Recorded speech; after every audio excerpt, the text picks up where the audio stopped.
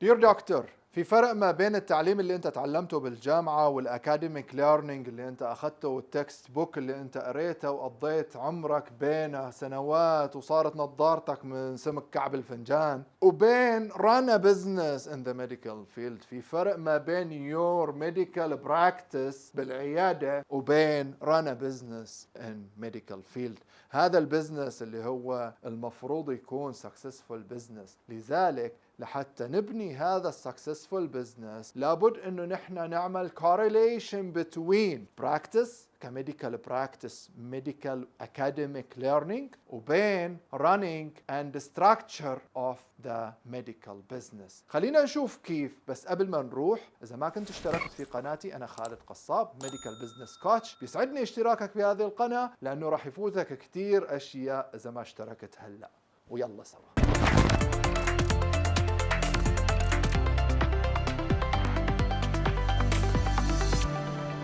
تخيل نفسك ايام الدراسة وايام الجامعة وايام الماستر ديجري وايام الدكتوريت اللي انت عملتها واخذت فيها شهادات، جمعت هذه المعلومات كلها براسك ودخلت على غرفة العمليات وما عرفت تمسك مشرط بايدك لحتى تعمل عملية. اجا حدا اخذك من ايدك، واحد من الدكاترة، وقال لك تعال اعلمك بسيشنز تدريبية. دخلت وتعلمت وطلعت اكسبرت بالمجال اللي انت عم تشتغل فيه، وهون انت جوا العيادة اكسبرت براكتيكال عم تطلع نتائج بتجنن. ولكن في فرق ما بين هذه البراكتس كميديكال براكتس جوا العيادة وما بين انك انت تأسس وتعمل بزنس وهذا البزنس يشتغل ويصير one of the successful business، لانك ما راح تقضي طول عمرك موظف جوا هاي العيادة ولا هذا السنتر ولا هاي الصيدلية. خلينا نتكلم على 4 مهارات اساسية. هذه المهارات لابد انه اي شخص عم يأسس اي بزنس يتعلمها، فما بالك بالاشخاص الميديكال كلوزر، الناس الميديكال انتربرونيرز اللي موجودين بالماركت بليس بالميديكال فيلد وحابين يأسسوا هذا البزنس مع خلفياتهم الطبية. أول مهارة من المهارات اللي المفروض أي حدا بالميديكال فيلد يتعلمها واللي هي الميديكال كلوزنج سكيلز. الميديكال كلوزنج سكيلز هي كيف أنت توصل الخدمة اللي عندك وتخدم فيها مريضك وتوصل للوين وين سيتويشن ويطلع المريض من عندك مبسوط ويجيب مرضى تانيين، لأنك أنت قدرت تبيعه خدمة بشيء هو محتاجه لتلبي احتياجه ويطلع من عندك ساتسفايد، يطلع من عندك مبسوط، يطلع من عندك طاير من الفرحة لأنك حليت له مشكلته. وهون بيجي أهمية الميديكال كلوزنج سكيلز. المهارة الثانية اللي المفروض أي شخص في الميديكال فيلد إنه يتعلمها واللي هي كوبي رايتنج سكيلز. أنا ما عم أقول إنك تطلع كاتب ولا تألف كتب ولا تألف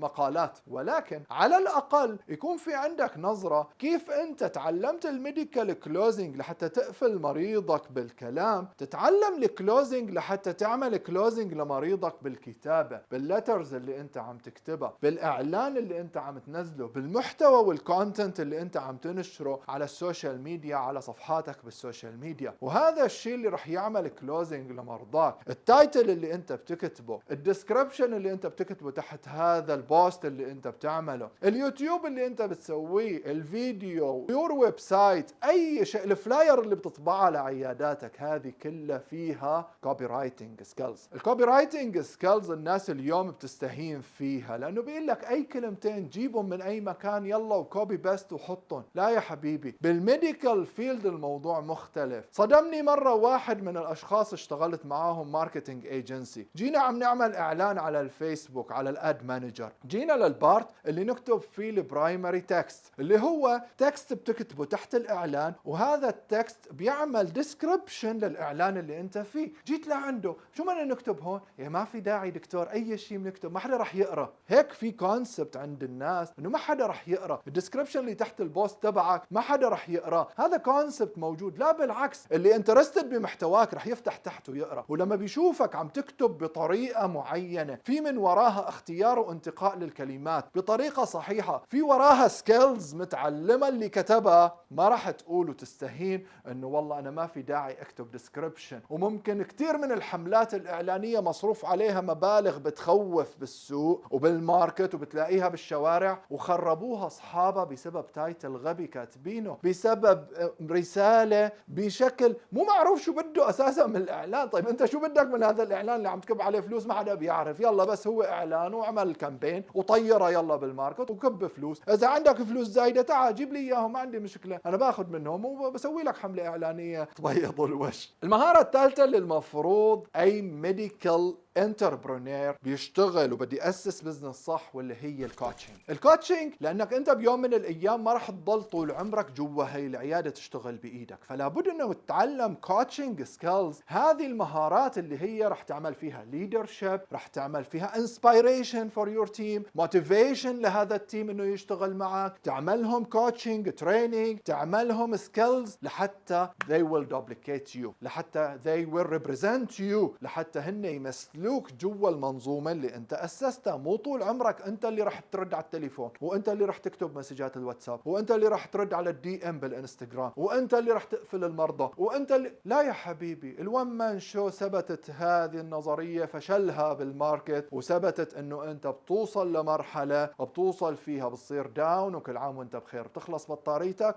وما بيعود يطلع معك شيء، لانه هذا المخ اللي عندك مخ واحد وعندك 24 ساعة باليوم 7 ايام بالاسبوع بتشترك فيهم انت وبيل جيتس وورن بافيت وايلون ماسك وانا وياك، ما عندك غيرهم. لذلك لحتى تتعلم هاو تو ديليجيت هاو تو كوتش لابد انك تتعلم مهارة الكوتشنج وتصير انت الليدر للناس اللي بدها تتبعك، لانه الليدر الصح القائد الصح هو اللي بيوجه الناس للهدف، والكوتش الصح هو اللي بيمسك بايدهم وبيوصلهم لهذا الهدف، مو بس توجيه، بياخذهم من ايدهم باي هاند وستيب باي ستيب ليوصل هو وياهم للهدف اللي هن بدهم اياه. المهارة الرابعة اللي المفروض انه نتعلمها بالميديكال فيلد واللي هي الميديا سكيلز. اتوقع انه مو كتير من الناس حكت عن هذا الموضوع. بالميديكال فيلد الميديا اليوم اصبحت هي الكي اللي تخليك انفلونسر بالماركت بليس. كيف؟ لحتى يكون في عندك سكيلز تعرضها على الناس لابد انه انت تعرف مهارات الميديا، لحتى تعرف هذه المهارات اللي موجودة، شو في وراء الكواليس بالنسبة لهذه البلاتفورمز اللي انت عم تشتغل عليها، شو الخوارزميات اللي موجودة، شو هذا الكونسبت اللي موجود، امتى تنشر وشو تنشر وشو المفروض انك تنشره وشو اللي مو مفروض انك تكتبه. هذه ميديا سكيلز. كيف تتعلم التصوير، توقف قدام الكاميرا وتتكلم مثل ما عم اتكلم معك هيك 101، عم تكلم عيني بعينك وعم تهز انت براسك ورا الكاميرا.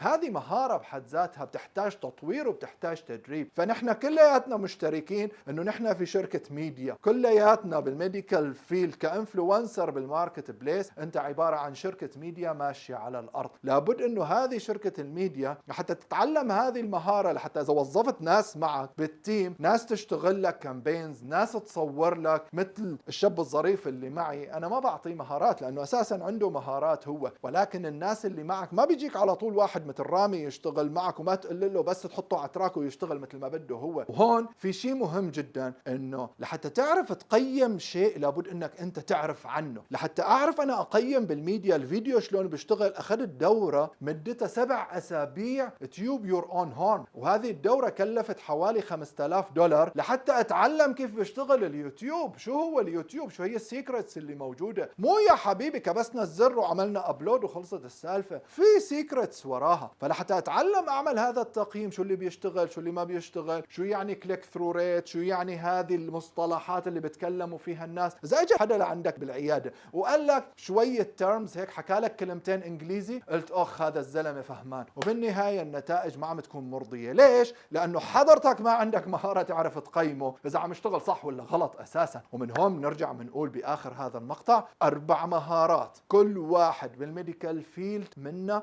لابد انه يتعلمهم. رقم 1 ميديكال كلوزنج سكيلز، رقم 2 كوبي رايتنج سكيلز، تتعلم تكتب كوبي، رقم 3 كوتشنج سكيلز لحتى تعمل تيم وتسوق هذا التيم للهدف، ورقم 4 الميديا سكيلز. وهون بنقول هذه المهارات رح تكون معك بجيبتك وتروح فيها بأي مكان انت رحت فيه، شو ما صار، أسوأ كيس سيناريو، أي شيء بيصير معك بتحمل هذه المهارات معك وبتروح بأي بلد بالعالم، بأي مكان بالعالم، بتحط مهاراتك، بتفرش فرشتك وبتقعد تشتغل. وهون بنقول ضروري جدا sharpen the saw، انه هذا السو اللي عندك لحتى تعرف تقطع الشجرة بسرعة لابد انك انت تسنه صح وتشتغل عليه صح وتطور مهاراتك صح لحتى تحملها معك بأي مكان. إذا عجبك هذا المقطع شاركه مع ناس عم تستهين شوي بالمهارات، عم تستهين بالسكيلز اللي نحن بنتكلم فيها، لحتى تعرف انه في عالم خلف الشباك اللي هن حاطين نفسهم وقافلينه وشادين البرداية عليهم.